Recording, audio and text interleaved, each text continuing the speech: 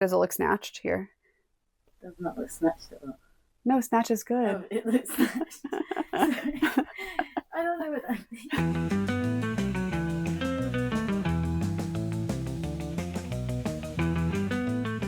means. Greetings from the Simulacrum, where we explore worlds within worlds all around the world. And this is a special episode because this isn't quite a simulacrum that I went to. Basically, last week, Kim Kardashian testified at her Paris robbery trial. For those who don't know, but I feel like everyone knows, in 2016, Kim was robbed in her luxury suite in Paris, France, where she was for Paris Fashion Week. She was bound and gagged by a bunch of men who stole, I think, $9 million worth of jewelry. And it was a big moment for the Kardashians because Kim was at her peak in 2016. She had been with Kanye for several years. They were just creating this huge media firestorm. And I write a lot about this in the New Yorker piece that was published on Saturday, May 24th. And the whole thing about it is that the Kardashians were starting to really show us how competent they were in manipulating the media and in centering themselves in culture by using these constructs of virality that were very Instagram era. Nude selfies till I die. So now, almost 10 years later, the robbers are finally going to trial, and I realized that I could go see it in person and I could see Kim testify. And what's so interesting about it to me is that I have spent years studying the Kardashians through the lens of hyperreality. And as a reminder, the definition of hyperreality is an inability of consciousness to distinguish reality from simulations of reality, especially in technologically advanced postmodern societies. Basically, Kim's 2016 robbery was a significant rupture of the hyperreality she had been constructing for a good decade up until that point. Well, I think we always keep it real, and there's really no real situations. A moment when the carefully constructed illusion of her glamorous life was interrupted by the inescapable reality of her mortality and powerlessness under physical force. I've been studying the Kardashian media machine for years, engaging with Kim as a symbol of American culture strictly through the screens and algorithms that she has been so masterful at colonizing. Witnessing the trial in real life would be a way to transcend the digital dimension and see Kim in person, not as an influencer or a cultural icon, but as a person confronting one of the realest things to ever happen to her. Okay, so the craziest thing about this whole experience was that I actually was recovering from a surgery, so it wasn't so easy for me to get around Paris. The day before Kim was to testify on May 13th, I went to the courthouse just to suss it out and see how it's all set up. So I am standing in front of the courthouse in Paris where tomorrow Kim Kardashian is going to testify against the men who robbed her in 2016. This is a very historic courthouse, actually. And I got a tip from someone there that I should be arriving to the courthouse at 5 a.m. the next morning because they expected that people would be camping out to get in to see Kim testify. And there was going to be a press entrance for like media people like ABC News, CNN, and then there was going to be a special entrance just for the public, any fans or people from the public that wanted to see the trial. So I knew I wanted to be there and make this happen. I'm a writer about the Kardashians, and I just saddled up for an early morning the next day. Okay, good morning, everybody. We woke up a little late. It's like, what time is it? 4:56. It's 4:56. We wanted to be at the courthouse at 5 a.m. I was given a tip by someone at the court yesterday. We're gonna hit the road. We got ready. I decided to wear this. I'm gonna put some socks on. I'm gonna have my cane, and we're gonna see what it's like there.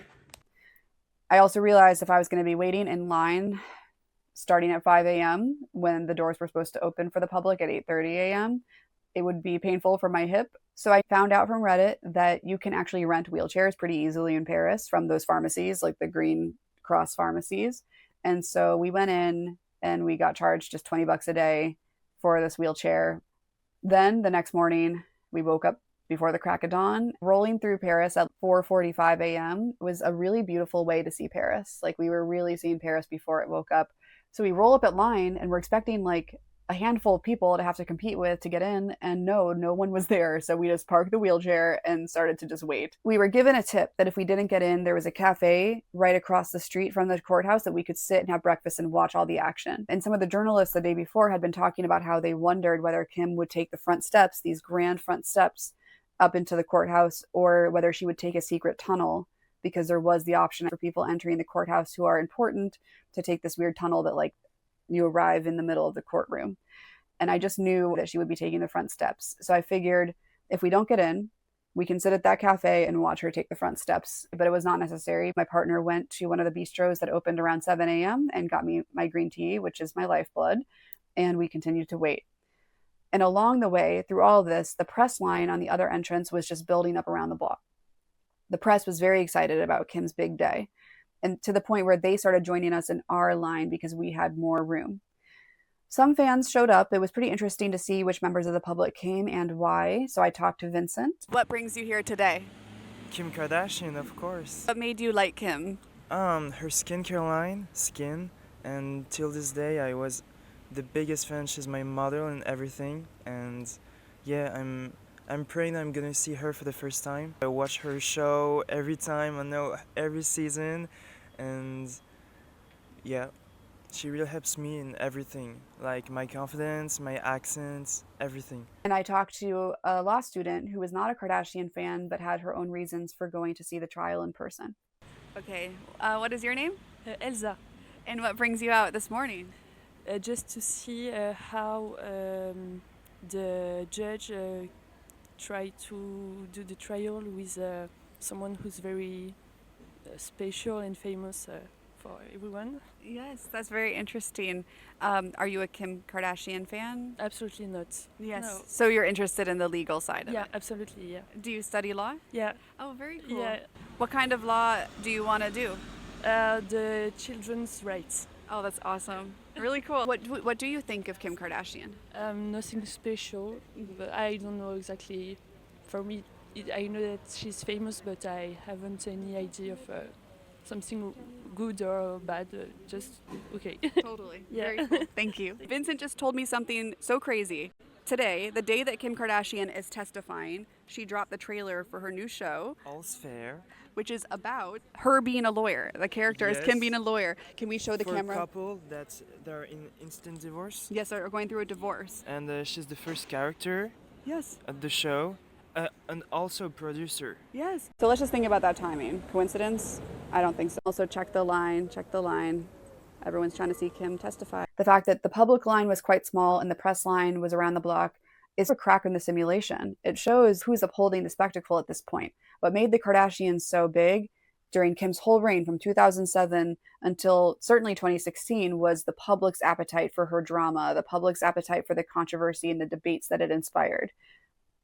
And the press was the ones not wanting to let her in. No one wanted her on the cover of Vogue. That's what she was battling to be included in and platformed on. Now she's been around so long, for nearly 2 decades, that the press is all hyped and the public is used to her. Then I started to really realize exactly how Kim was going to use this media opportunity of her testimony, because Vincent showed me that the same day she dropped a trailer for her new Ryan Murphy created TV show, All's Fair, in which she plays like a badass lawyer. On the same day, hours before, she's to testify. So I don't know why I didn't think of that sooner. I didn't really know that TV show was in the works, but then I realized it's going to be a law-themed week, at least, for Kim. And little did I know, we would soon find out that she would be announcing her graduation from her law program and doing just a whole legal, this is like the legal era for Kim coming in. What's also interesting is that Kardashian anything becomes an economy. So Natalie Franklin, creator of Nori's Black Book, was once giving me advice in the very early days of my work online. And she told me, the Kardashians are like the cheat code. They're the cheat code to virality. And this is true. People latch into that Kardashian content economy. The French press was really intrigued to see that there was like a girl in a wheelchair first in line to get in. So then I started talking to the press about my views of Kim and why I was there. I'm actually writing a book about the Kardashians for Pantheon, and I just feel like this is a great opportunity to see Kim in real life, talking about one of the biggest things that's ever happened to her.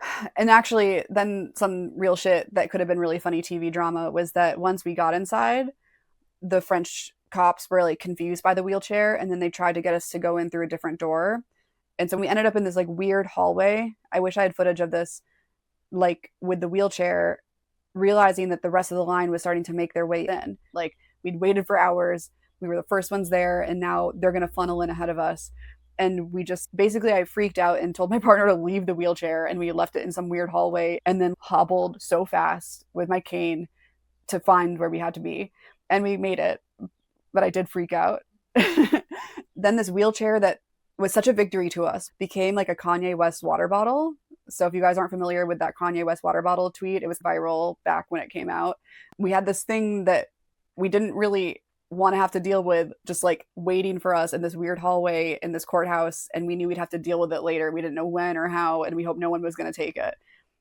But once we were inside and we were set in the line, the excitement was really palpable. Like everyone was buzzing with the big day of Kim's arrival, Kim's big testimony. And the morning session was Simone Harouche's testimony.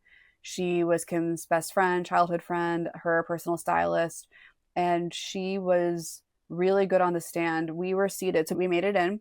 We were in the gallery, the public gallery.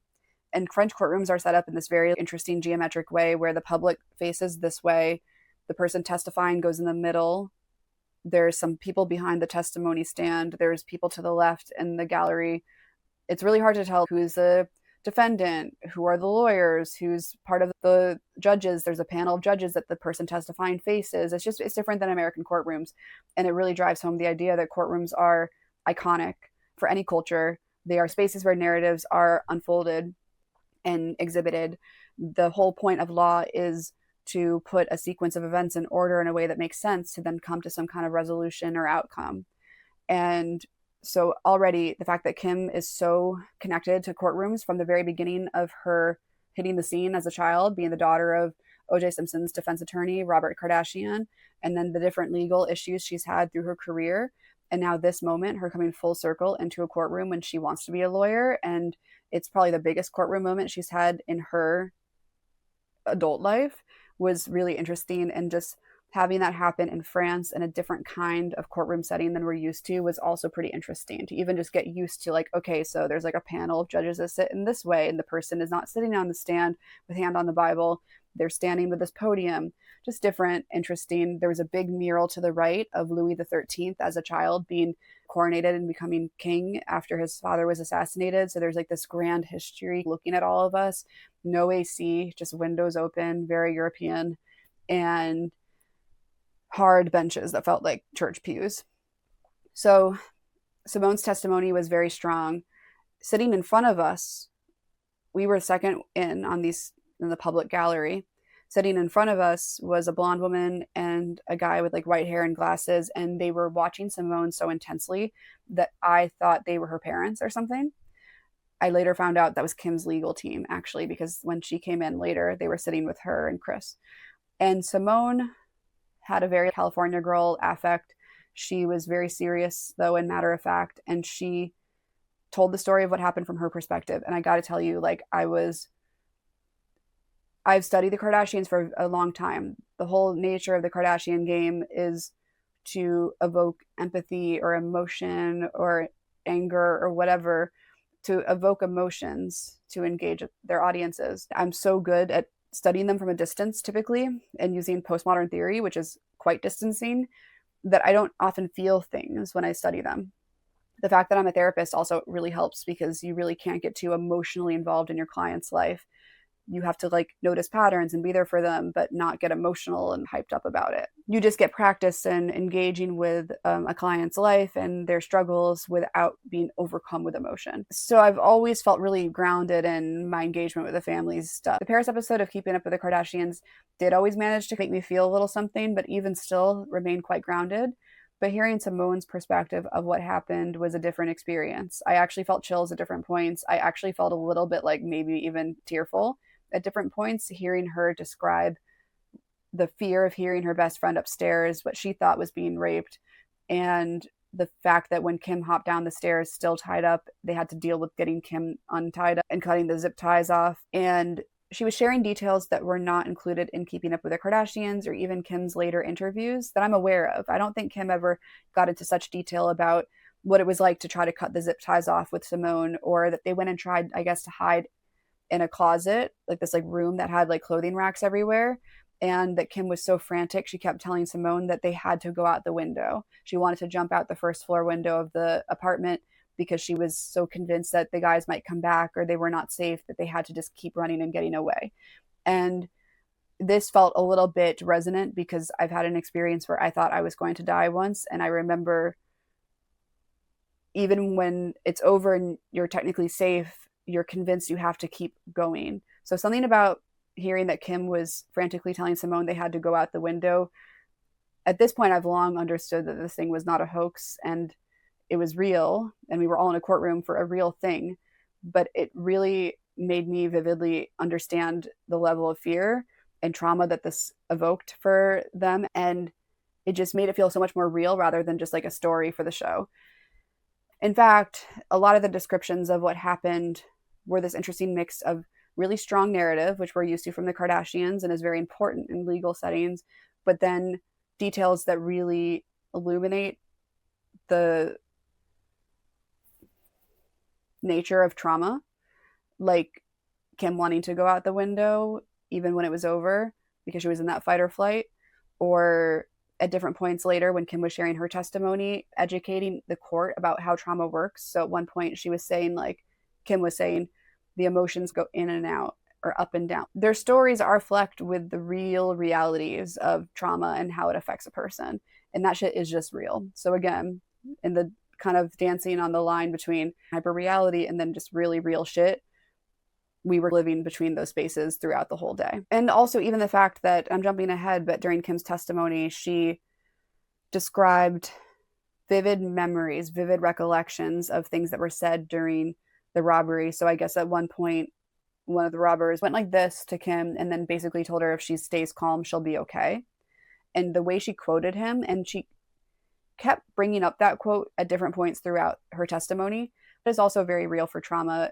You have this like flashbulb memory of really distinct details that happen, and you keep bringing them up because they matter so much to you, because they're your kind of attachment to the reality of what happened, to how it all went. And just the fact that there was such repetition and recounting the things she can really remember, the details she can remember, the interactions with the people, it felt like it went beyond narrativizing the situation for the court, for the show, for anything. It felt like someone grounding themselves in what happened to them. In general, there was like an interesting theme throughout the situation of like staff loyalty to the important people.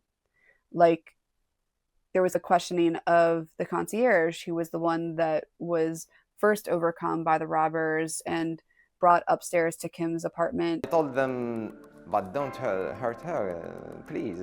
They said, no, don't worry. We are here for money. And there was a lot of emphasis at the time put on how he didn't want to tell them who was in there. He maintained their privacy even when he was afraid for his own life. And apparently he brought the robbers up under force, and he brought them right up to Kim's room, pretending that there wasn't a downstairs where Simone was, to protect her, to minimize the damage that could happen. And they brought this up in the courtroom. This was all in French, by the way. So it was a lot of inferring what the judges were saying and the lawyers were saying. And then obviously Simone and Kim spoke in English. But they at one point told Simone, were you aware that he helped you out and had them skip your room? And she said, I was told that. And she turned and looked at him because he was sitting to the left. And she said, thank you. And did she say, I thank him for that? Or did she say thank you for that directly to him? Yes, she basically turned around, looked at him, smiled, and said thank you to him. And I think in that moment, there's almost like a little resonance of staff watching out for staff. During the French Revolution, there were a lot of loyalty tests, definitely on the revolutionary side, making sure that people that had joined their side were truly with the revolution. When they kidnapped members of French nobility, they were always loyalty tested to make sure that they weren't secretly still with the monarchy. But there's also this thing that history does, looking back on the people that were part of the court who showed loyalty to the king and queen, certainly to Marie Antoinette, where they're kind of like lionized now for their loyalty. So when there's a figure as important as the Kardashians culturally, we do look around at the staff that supports them with this like intrigue.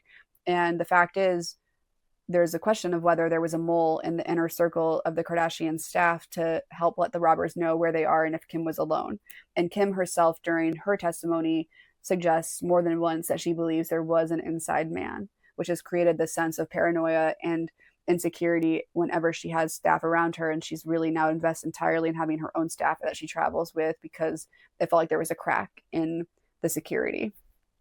Another interesting thing was that Simone was talking about how when it happened and the French cops came, and talk about rupture and hyperreality, the men who robbed Kim were dressed as French cops. So Kim, this person who had spent at that point about a decade spinning this hyperreality where no one really knows if her stories are real or fake, from her 72-day marriage, people thought that was a hoax, to her literal face and body and all the plastic surgery rumors, to having an experience where she didn't know what was real. She didn't know if these cops that were robbing her in her room, like what that was and what they were doing there. Then when the real police came, she was very scared because they were coded to be these figures of security, like the men who had just violated her. So Kim had this crazy experience of her reality rupturing and not knowing what's real based on cultural coding, because a French cop's uniform is a kind of semiotic, which creates a supposed sense of order. So what Simone also mentions is that the French cops didn't even think to really get a statement from her, even though she was there while it all went down. That was a unique utility that Simone's testimony had, drawing the harder lines and being a little bit more assertive about the failings of the French justice system. And Kim could not do this. Kim later, when she did her testimony, talked a lot about believing in second chances, wanting to be a lawyer, appreciating the French authorities for handling the investigation and finding out who did it, and thanking the court for having her. Simone was flatter and a little bit harsher, and it provided this dialectic that the Kardashians always play with. I've talked and written so much about the dialectical mastery of the Kardashians, and dialectics are basically the idea of being able to hold two opposing concepts at the same time, and that keeps people on their toes with the narratives the family outputs, but it also forces people to deal with nuance in a way that sometimes elicits debate and then more conversation culturally, or just forces us to think it out a little bit more about them, further engaging us in their narratives. So Simone was a harder line. She said, "I want justice to be served." She pointed out that the French cops didn't fully do their jobs very well, and Kim just can't say these things. It's against her image and her brand, and it would hurt her relationship to Paris. And she needs a good relationship with Paris because all of this elevated her into belonging to Paris Fashion Week in these more elite spaces. Another thing that was interesting was, I don't know if the public knows this, but basically Kourtney's ex-boyfriend Younes was the one that provided translation for Simone with the cops. So basically Simone did say, "Hey, don't you want a statement from me?" And they had Younes be the translator to the cops of what happened. So he played a kind of instrumental role in the communications between the Kardashian kind of group and the French authorities in the immediate aftermath of what happened. And they kept referring to him as Kourtney's friend. Emphasis throughout both testimonies was put on Kim's loss of freedom. And I think this is partly because there's a very strong French cultural tradition of celebrating freedom and liberty. And it also, I think, is a way to show that Kim suffered a major loss, even if it feels like people don't empathize with her because of her great material power. So Simone was talking about how she can't even go to Kim's house without having to formally announce herself and then go through a proper security check. And so that was an interesting detail that I don't think we're fully aware of. We know the Kardashians have bodyguards, and they did episodes about how they've locked in and made their worlds more insular and made their homes more like fortresses. But to know that there's certain ways that the courtroom, it's a narrative space, but the whole point of a courtroom is to get to a more objective truth. And you can get in big trouble if you lie on the stand. So it's a place where people shape narrative, but there are limits to what they can really say or get away with. And so sometimes interesting details really do come out of these things in celebrity trials because the realty is in the space and you can't make it up. And so they're sharing a very real, logistical, practical aspect of the Kardashians' lives that's almost behind the curtain of the melodrama on the show. Straight up, anyone entering Kim's vicinity is going through basically a TSA level security check, which is very queenly. People from 2016 on, actually from Kim's entire public reign, like to say she's not actually that big, or she's only big because of controversy, or she wishes she was part of the elite. But when you are important enough and rich enough to require guards at your bedroom door, which is what this experience taught Kim she needed, you have made it. Another interesting thing that I noticed, but I could be wrong in how I interpreted it, is that Simone flew home from this Paris trauma on a commercial flight, because she was talking about how in the aftermath of the experience, she was crying and couldn't stop crying. And then she realized on the flight that she was crying next to a stranger. So I think she flew commercial, which is like crazy, right? Do you remember her saying that? I don't remember. It's like they probably could have thrown her on the jet. Oh, because they have a jet. Yeah. She had been on, like, I assume she was on first class. Yeah. Yes. I assume she was on first class, but damn. I would want to hitch a ride on my friend's private jet after going through something like that with her. But at the same time, I get also needing to be with your family after something like that. I don't know. Maybe you just let your friend hitch a fucking ride. For sure, because Kim went back to New York. Simone was probably going back to LA. But long story short, I think she was on a commercial flight. Simone talked about how she found rumors that the whole thing had been a hoax to be deeply offensive. And Kim also said the same thing later during her testimony, that they found these rumors to be offensive and hurtful. But on some level, who can blame people for thinking that? The Kardashians had already, by 2016, established themselves to be media masterminds, from a questionably leaked sex tape to a 72-day fairy tale wedding to this like really convenient public feud between Kanye and Taylor Swift that she inserted herself in. In this latest event, which brings Kim Kardashian to this old Hollywood-esque almost tragedy, gave her more proximity to the iconography of celebrity and tragedy. So I can still understand why people don't buy it. And when I polled my Kardashian Colloquium audience, some people still don't think it's real, even though it's literally gone to trial. I think it's like a Streisand effect kind of thing. We feel as though we've seen everything the Kardashians have ever done in their lives. We've seen them travel to interesting places. We've seen them cry. We've seen them fight. We've seen them go to the doctor. We've seen Kourtney be inseminated with IVF with Travis. We've seen them go through breakups. We've even seen Kim fuck.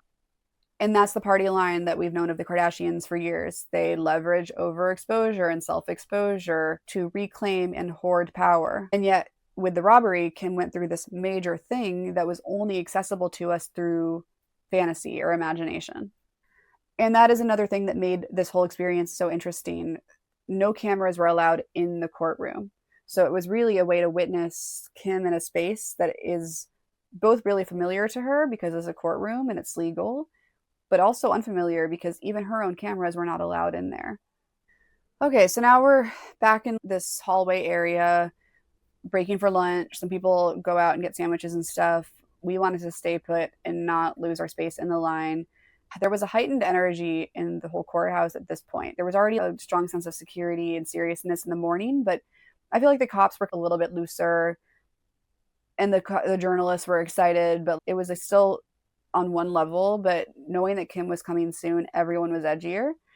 We were really hungry and really thirsty. We were literally eating bread out of my partner's backpack that we had packed from the night before. I started to make some videos just being a content creator about it and report from the trial. And even that was interesting, like reporting from the trial as more of an accessible everyday type person versus people that were paid to be there, set up their cameras there, and wanted to, again, get in on that Kardashian content economy for larger networks. And yet, even though I think, and I write about this in my New Yorker piece, the Kardashians are now part of the establishment, and how this whole trial went can prove that.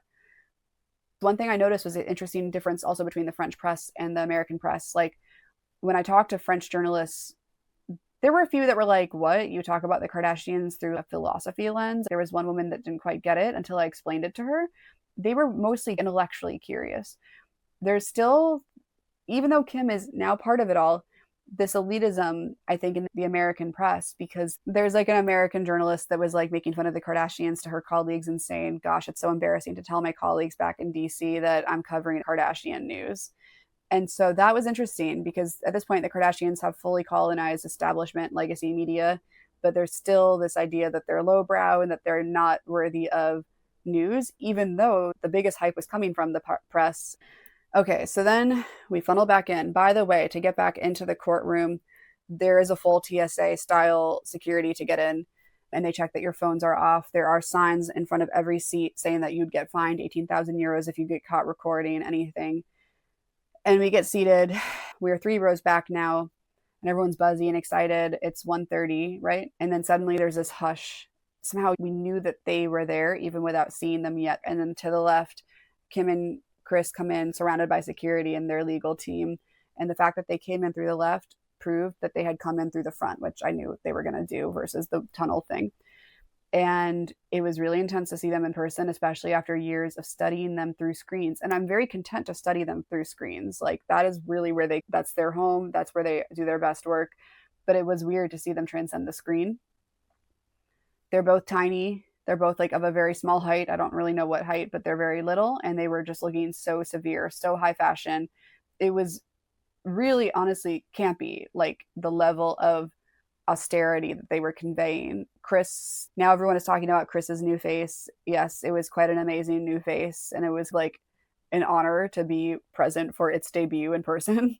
And Kim was, I said to my partner, oh my God, she's dripping in diamonds. Like, I could see the headlines already. But together, Kim and Chris, they looked like mannequins, cyborgs, robots, all of these sort of postmodern ways that I had framed them in my work through all the years. It felt true at once. It was not quite glamour. It was power that they were projecting. So then Kim gets seated in the gallery to the left with Chris and her legal team and the concierge. Basically, she sits down. And then Chris and Kim get seated with their legal team to the left in this like kind of multi-seat gallery. And I've told the story a million times, but I'll tell it again. Kim is seated. Her female lawyer, the blonde female lawyer, is on this side of her. There's another lawyer, a French lawyer, in those like little robes that the French lawyers wear. And the concierge who went through the robbery with Kim was leaning into Kim to say something to her, which alone is like a big thing, because who knows when the last time was that they really had interaction with each other. Maybe it really was when they went through the trauma together.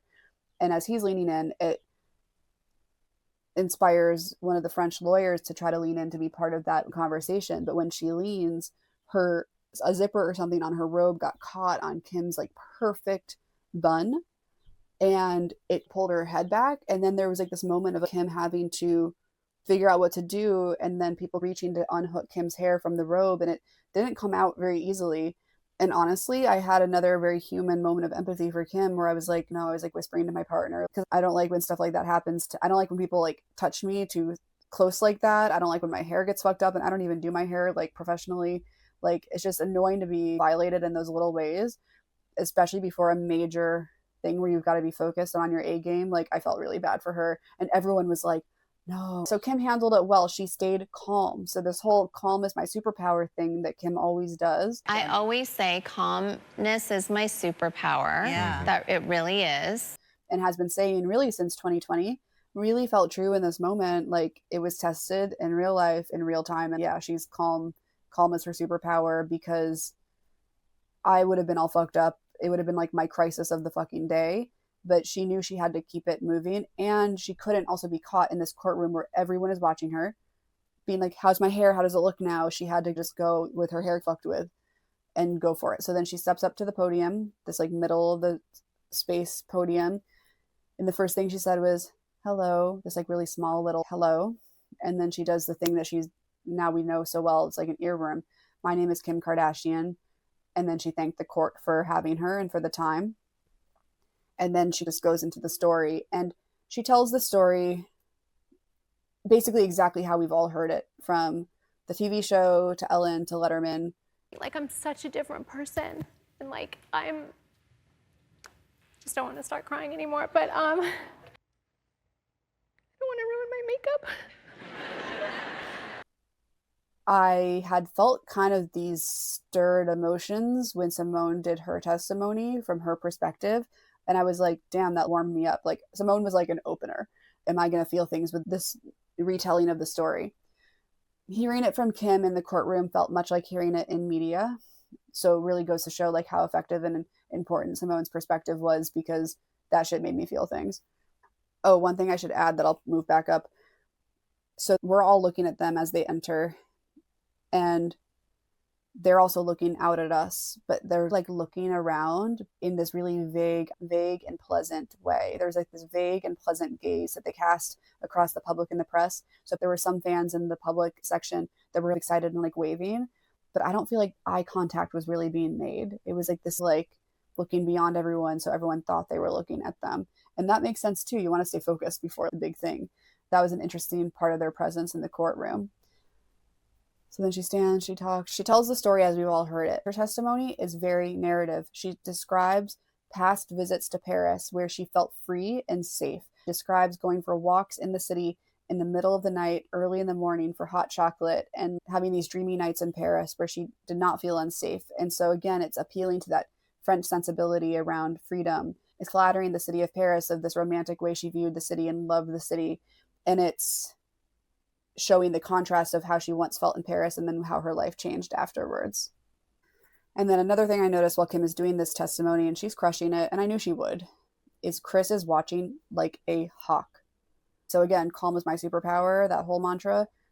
Both of them came off so still and calm, and actually back to the idea that it's almost more power than glamour with them. Chris, when her lawyer would like lean in and whisper something to her, you know, when people lean in and whisper and you're, yeah, and you engage and then return your gaze to whatever you're watching, she just kept staring right at Kim. And if the lawyer said anything, she would be like just staring ahead, so focused. It was, I mean, it just really is daddy energy. It's beyond queenly. Maybe it's queenly. It just was like not what we're used to in constructs of femininity. There was no sense of people pleasing. There was no sense of like nervousness, like some of the things that are like scapegoated or traditionally associated with, I don't want to say femininity, but Traditionally, women's place was in the domestic environment and men's was in the public. yes. So it's, I don't know. Yeah, my partner just said a smart thing. She said traditionally women's places were in the domestic environment and men's were in the public. That's how it was seen. But this was very true. They were in the public. But there's something about the unflappability, the idea that they didn't need to make the lawyer feel comfortable as he's giving her the information. She is there to take the information that's relevant and keep focused on what she wants to focus on. Kim also describes her experience of being robbed in relation to everyone else that was in the space in a way that spoke again to her subjectivity and what she felt she could trust, the same way we're all like trying to grapple with what we can trust from the Kardashians and their stories. So she explains that she was not sure she trusted the concierge who was also tied up and being assaulted with her because he was so calm. So his calmness was uncanny to her in a way. And then she said, but I've realized over time that he was also a victim and that's just how he was coping. But she cast a little bit of doubt on him and describes not totally trusting him at the time. And again, it was the calmness that made her uneasy. And then that's, again, something that they perform for all of us and makes us feel things or uneasy or whatever. When Kim is describing the whole sequence of events and she described the gun being pointed at her back, I did notice Chris's very unmoving, perfect new face that was so cold, tightening. She tightened her jaw when she was hearing Kim describe that moment. Apparently, Kim and Kanye's home in LA was robbed before they even got back from Paris because it already inspired copycat robberies. And so one of her biggest concerns in the aftermath of her trauma was fearing that there would be copycats, which is also just a very Kardashian theme of copycats. There was also a funny little moment, not how funny, but just ironic and awkward, when the panel of judges was expressing some skepticism with Kim's story because Simone, during her testimony, had described being too tired to hang out that night, Kim going to dinner with Mr. Elia, then people coming over and hanging out, and then the robbery happening. So hearing noise upstairs, first laughing noise, social noise, and then robbery noise. But then Kim described friends came over, then she went to dinner, then the robbery happened. And so the judges tried to get her on that. In general, and there was some back and forth, and one thing that was quite interesting, again, was calm is my superpower. Kim stayed really strong in her boundaries. So when they were trying to poke at the story and kind of unseam some of the inconsistencies, she kept saying, I don't know. And so I don't want to say anything if I don't actually know for sure. And she just wouldn't take the bait. At a lot of points, the judges were skeptics and were like earlier when Simone testified, they were asking if she felt Kim maybe deserved what happened because of all the opulent wealth that she showed off. Simone held her line on that stuff, and Kim just refused to take the bait when they were trying to also poke at her. At another point, Kim said, I never thought posting anything would be an invitation to be attacked. So lots of discussion of the boundaries between public and private and what someone's human rights are, even when they're a celebrity or even when they're not likable. Kim was also put in a position to defend her fear of the robbers' physicality, their capacity for physical force, even though they were old. So there was like a lot of back and forth of her kind of being like, even though they were older, they still felt very strong.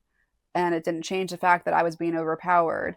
And for some reason, people like to throw that doubt at Kim or kind of laugh about the grandpa robbers semiotics. But it's taken a little more seriously when the concierge's lawyer put out a statement saying, no, he was very afraid. It was very real for him. She also pointed out this was a decade ago. They were 10 years younger then. Like this, it was okay to be afraid because it was a lot of men and they were strong. But it's true that this sort of grandpa robbers semiotic placed upon the story by French media created kind of a cartoonish feel to the whole situation, which then made it feel less real. The whole thing, again, I'm just going to point out when there's examples of this strange line between reality and hyper-reality, even the media reporting made it feel exaggerated and caricatured and almost silly. And then there was like this weird point in the trial where suddenly, like my partner whispered to me, like, is this normal? Is this how it usually goes? Where the different defendants popped up to apologize to Kim, and they were all seated in different parts of the courtroom. So there'd be like one guy popping up here and then over there, and 3 different men said their pieces apologizing. Younis Abbas, who wrote I Kidnapped Kim Kardashian, which is a best-selling book in France, bragging about his role in the robbery, playing into, again, the Kardashian content economy that kind of keeps the world turning. When he apologized, his hand was shaking, like really heavily. She was the most mad at him. She subtweeted him. Didn't even subtweet him. She said things about him a little bit later in her testimony that I'll get to. There was another man, the one with the glasses, who wrote her a letter of apology a long time ago. He's now completely deaf and I think blind. And she did turn to him and she said, I forgive you. Thank you for the letter. It doesn't change the emotions I felt or the trauma I went through, but thank you. And to the point, it was like, well, I was like turning to my partner again, being like, did she just thank him? Did she just say, I forgive you? The courtroom felt that, to the point where one of the French judges made like a joke in French and everyone laughed. I don't know what the tone of the joke was, but it was like, whoa. In general, Kim really used her time in the testimony to reassert her message again and again. I want to be a lawyer. She once said, I want to be a lawyer so badly, and I believe in second chances. So where Simone was saying, I want justice to be served, Kim was saying, I want to say my truth. I believe in second chances. I forgive you. The law theme of all of it was being really brought together by Kim's approach, and very much a sort of turning the other cheek sort of Christian thing was embedded in that too. There were French translators for everything that both women were saying during both testimonies, a man and a woman. And I just noticed with both of them, they were like more grounded and distant from the male French translator. But when the woman translator came, they were very close to them. At one point, Kim and the woman were like shoulder to shoulder, and it just seemed really close and seemed to feel safer. At one point, the microphone broke, the translator's microphone, and they were all like fumbling, like, how do we get her a new microphone to hold? And Kim just very cool, just like moved her podium mic over to the lady to use. So they started to share a mic. Kim also did her dialectical thing all over again in some of her statements. Like when she was saying the stuff about, I want to be a lawyer so badly, she said, something to the effect of, I believe in second chances, but I also fight for victims. So with the Kardashians, it's always like a but or and also thing. Like you make one assertion, but then you in the same breath make another that seems to contradict it, but you're left holding both at once. So now to how she dealt with Younis Abbas, who wrote the book about her. She was pissed about that for sure. She was saying that it really hurt her that someone capitalized on her trauma. She said, not only did you take my jewelry, which are memories. So you took my memories, like I guess a watch that was owned by her father he took, but then you capitalized on it by writing a book. So she was very offended by, and she didn't say you, I think she said it more broadly. Not only were my memories taken, but it was also very keeping up with the Kardashians. We know that they put so much on the idea of memory, the show as a collection of their memories, different tokens, different material objects as these invaluable representations of ephemeral memories. Let's do a time capsule like about the show. It would be so nice to end all of Keeping Up with the Kardashians with something that's tangible for us to have in years to come. So it was really like a crossover of Keeping Up with the Kardashian narrative devices and then legal narrative device. She also expressed, again, being upset by the fact that people didn't believe her trauma. She said that when the French press started to announce that there were breaks in the investigation and they were finding out the DNA of the suspects and then announced that the suspects' names had been released, Kim was happy because she said, maybe now people will believe me. So she spoke to the public's mistrust of her narratives and the desire to have her trauma be taken seriously and to be believed. And again, it's this tenuous thing of, it is so hurtful when you go through a traumatic event to not be believed or have the pain or suffering be respected. That is another thing that I could relate to. But at the same time, the Kardashians are famous for not just being famous, but for being really good storytellers. So it's this hard thing of grappling with what you've become and what you've made and then the consequences of that. But yeah, the French lawyers and judges clearly did not really want to respect what she'd gone through.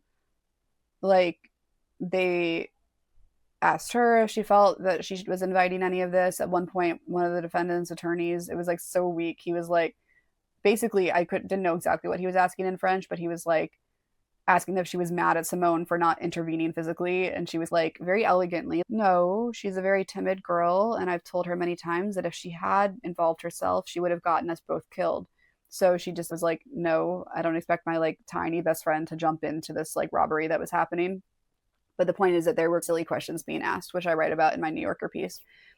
At one point, and I could have misinterpreted this, there was a reason to think she might understand French at this point, because she was describing falling asleep when the robbers came in. And then the male translator, was doing this thing, translating what she was saying. And she stopped him as he was talking. And she said, no, I wasn't asleep. I was falling asleep. I was dozing off. And then he went to take another crack at it. And then she stopped him again and said, no, I was falling asleep. So I guess he was saying she was asleep and she caught that, or she seemed to catch it and stopped him. What's interesting about that is the possibility that she, at this point, understands French or maybe studied French to prepare for the trial. And B, that she is that committed as someone that's in a kind of legal mindset at this point to accuracy. At another point, the judges asked her about overposting on social media, overexposure on social media, and she chose to answer in a way that really centered the idea that social media is a business tool rather than like a medium for overindulging in your personal vanity. She said, social media is a great business tool for my family. It's part of every contract for any new product rollout we do. We make sure social media is a part of that. She said, the more followers you have, the more product you sell. And having these mini reality shows on your story where people can watch your every move is part of the culture in the USA. So she just broke down the utility of social media, the new normal that we all live in, while leaving out her influence in all of that, her normalization of all of that, and kind of was like, this is what's normal. But what is amazing and fascinating and dystopian is that she was the figurehead of that movement that is now entrenched in our entire reality. So in pleading her case to the courtroom, Kim really emphasized how much her life has changed and that she has to, again, as I mentioned before, travel with her personal staff, because she said at some point that she believes that there was an inside man. She says she has no idea how they would have known she was alone without someone within her staff in Paris. Because when they were there in Paris that year, they outsourced some staff members, like a driver. And part of the trial was to try to figure out if maybe this man named Gary Madar, who was later acquitted, and she seems to think someone was involved. But now she travels with her own staff everywhere. And she said something like there's a financial, she didn't say burden, but she said the financial impact of having to travel with your own trusted inner circle everywhere you go. She did not describe the TSA style kind of security that Simone suggested that she has, but she now basically lives in a panopticon. If they ever do have to have a driver that is outsourced, she says that they don't speak at all in the car, that there's just a constant sense of mistrust. The kids can never be alone. She can never really be alone. There's guards 24/7 on her property. And so I have spoken many times about how reality television and social media culture is essentially a panopticon. The panopticon is a speculative kind of philosopher and utilitarian, Jeremy Bentham, where basically all the prisoners are aware of a singular sort of looking point and never really know when they're being watched by guards from that looking point. So it creates this pervasive sense of being surveilled that you eventually internalize. And Michel Foucault, a French philosopher whose writing has really funneled into a lot of postmodern theory, explores the panopticon's effect. The whole point of it, he writes, is that the prisoners are so conscious of potentially being watched at any time that they internalize that awareness of surveillance onto themselves and start to self-surveil. And so think about how that kind of plays out in our culture today. I think a lot of us are aware of how we might be performing on the internet, and that seeps into our everyday lives. And the Kardashians, most of all, must be living in that experience just in terms of their reality TV performances and how that bleeds into their actual reality in their personal lives. But then to have Kim really map out the level of security she's living in, the sense of fear she has to live in about safety at all times now because of how big her life has gotten, it was another level of panopticon that I had never actually fully considered. And then she also added, I do want to be a lawyer and this is my closure. And what we would later find out in the week that followed was that not only was she releasing the trailer for All's Fair, but she was graduating her law program and making a big social media thing of it, dressing her kids up in little suits, and just the Elle Woods era has officially begun. I always used to say that she was going to wait to graduate law school and take the bar and kind of announce that era in a formal way based on the best possible timing. And we're at that point of that timing. And then at a certain point, it was too fucking hot in there. So one thing I also want to point out is the level of endurance, not only the calm, but the endurance demonstrated by Kim and Chris in the courtroom. So it was hot. There was no AC. And Kim was standing, I guess she testified for nearly 5 hours in heels in her outfit. That must have been hard because I found it impossible to stay in there much longer. So I left. I felt like I got the gist. And that's the thing about it. It was an incredible thing to see. It was quite a spectacle. It was quite impressive. And yet I had the gist. I knew Kim was going to crush it. She went and crushed it. I knew the basic sort of dialectics that she would kind of balance, and she did that well. And there wasn't much left to see, and it was fine to leave. And so that goes to show how established they really are in culture at this point. I write a lot more about this, again, in the New Yorker piece, so go read that for my breakdown on those mechanics. But in terms of the hyper reality of it, my material reality was getting too real. I was uncomfortable physically and left. And so that's really my conclusion of witnessing the hyper reality rupture 10 years later after Kim's hyper reality ruptured in Paris. And it was cool to be seeing her in person, having this experience in Paris. It's the city that has inspired many of the philosophers that I cite in my work. And so it was a really unforgettable experience.